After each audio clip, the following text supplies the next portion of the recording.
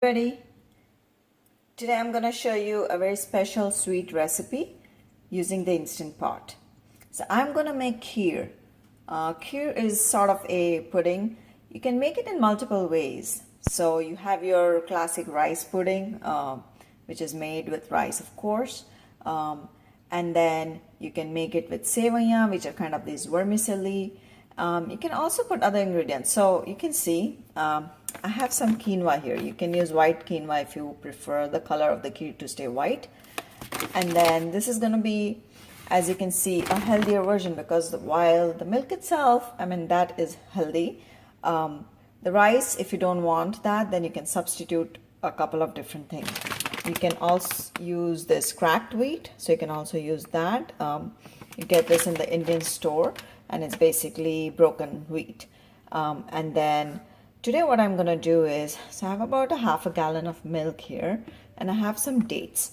So I chop these dates up finely. Finely meaning like small pieces. These are like moist dates, so make sure that they are not too dry.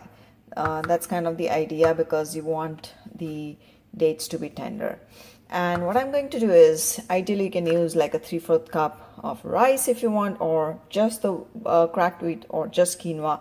If you want white quinoa, you could do that as well.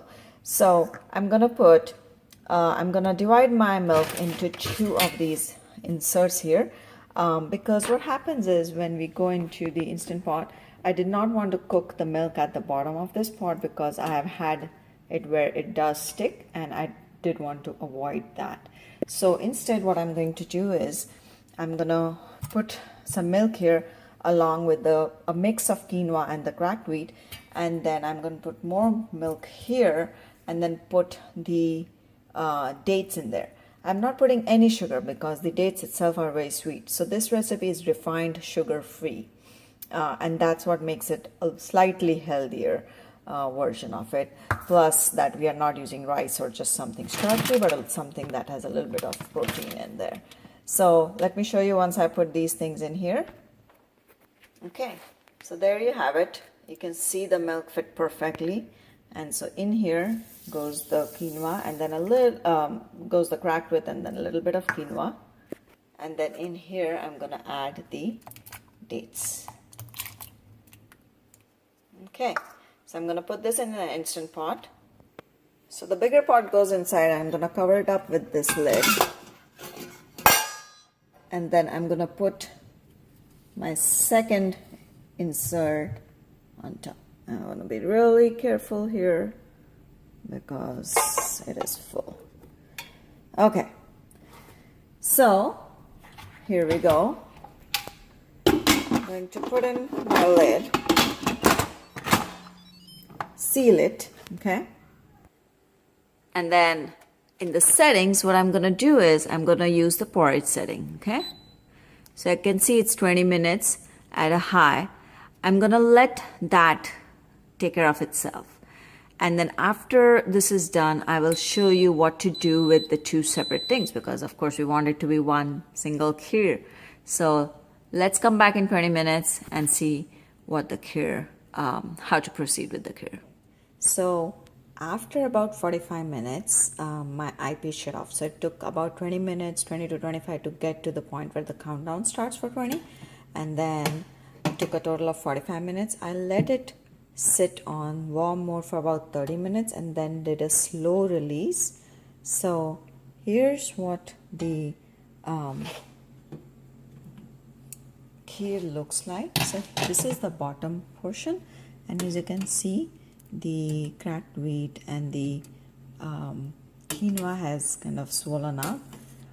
There was some milk that did fall into the main pot, and that's okay because you can see like the quantity of that, the milk is almost all still here, so maybe a little overflowed in there. And then finally, let me show you the other one. So this is where I had the KHAJUR or dates in my milk. As you can see, it is nice golden color. What I'm going to do is all the dates are now tender, so I'm going to pick them out and just grind them so that they become a nice paste, and then I'm going to mix these two things in here. Okay, so I put my IP back on saute mode, added a couple of teaspoons of ghee, and here's my milk that had the dates in it. So I'm going to pour it right in here. As you can see, you don't actually see any dates in there. So that was the idea, that it is completely kind of pulped, and this is a nice brown color. To this, I'm going to add the other milk as well. So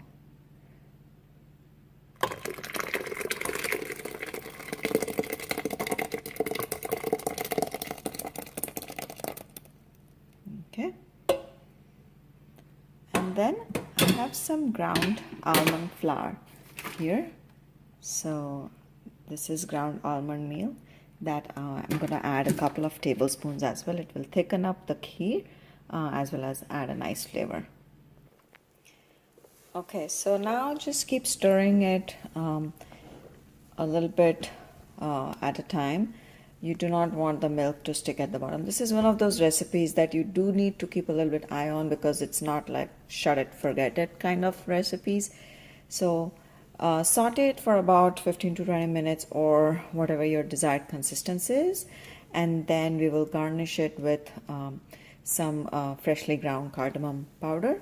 So you add that about 1/4 to half a teaspoon, and that's it. And then you can serve it warm or cold. So as you can see, this has thickened up nicely.